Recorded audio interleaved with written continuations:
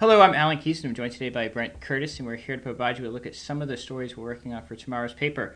Governor Shumlin was in Chester today touring the flood-ravaged town. Apparently, in order to be eligible for the FEMA money, they need to have $1 million in damage from the event. And I guess they're close, and Gavin O'Connor will have the details in tomorrow's story. I know he was touring, looking at the damage. Isn't it, if I remember correctly, it doesn't have to be in one town. It could be like throughout the region, right? Exactly. So there's a couple other towns in that area, but the storm was pretty isolated right to that area. Kind of like the Pulteney Norcane that we had? Yes, or the Norcane that we had way back when. Yes, the original Norcane. Yes. How many are we going to have? Also in tomorrow's paper, there's a new town clerk in Rutland Town. It is Donna Zeller. Brianna Allen will have that story. We'll also have a story on the Lake Sunapee Bank. We just found out, Gordon Drusilla found out, that they're going to be leaving their location in downtown Rutland. That's a pretty prominent location. Do we know where they're going? I don't know. It's Center and Merchants Row. We just found out about it minutes ago before we came on.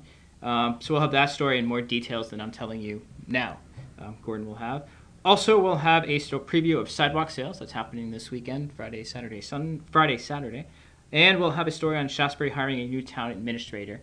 And you had a couple things. You were at court earlier today. Court early this morning, as a matter of fact, where there was a home detention hearing for a man presently being held in jail without the option of posting bail on a first-degree murder charge. You don't get a more serious offense in Vermont than first-degree murder.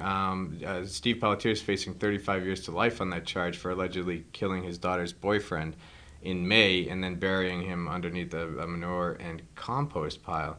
However, his lawyers are arguing that essentially there's no one out there with a stronger tie to his community. I mean, the man's lived almost on the same property all his life and has only rarely traveled out of state.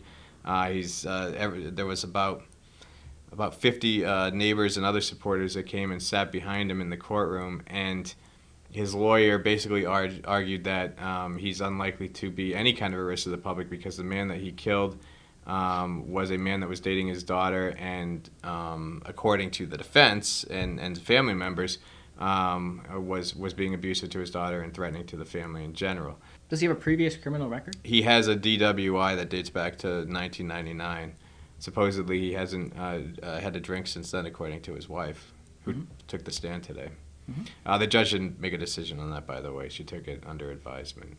And also, one other thing, I think you just were talking about. Yes, there's a follow to there was a story that we had the other day about a 2-year-old boy who was found wandering alone on River Street, unattended by parents who apparently took several hours before they A, started looking for the child, and B, before the police found them. They did not call police.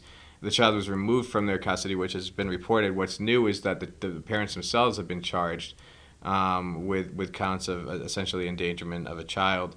They appeared in court yesterday, and I'm still gathering some information on that. But yeah, apparently the parents live on Franklin Street, which is right behind the Price Chopper supermarket, and the child walked, 2-year child wearing a diaper and a ball cap, walked down to Meadow Street Park. So if you can imagine that distance. All right, well, let's look at some of the stories we're working on for tomorrow's paper. Thanks for watching. Have a great day.